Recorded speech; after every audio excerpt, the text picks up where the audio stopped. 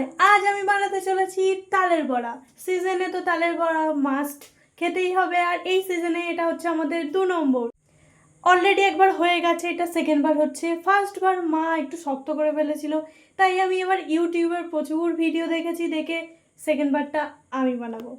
তোমরা দেখতে থাকো।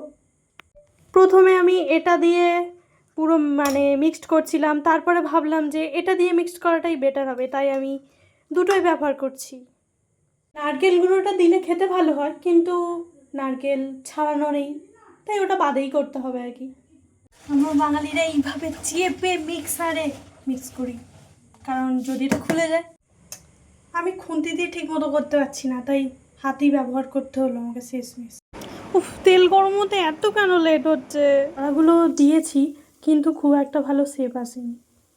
দেখা যাক কেমন খেতে হয়। না না না না, তুমি স্পাইডারম্যান। তালের বড়া খেয়ে তো মায়ের ভালোই লেগেছে, আর মায়ের ভালো লেগেছে মানে ভালোই করেছি। Best of luck me guy.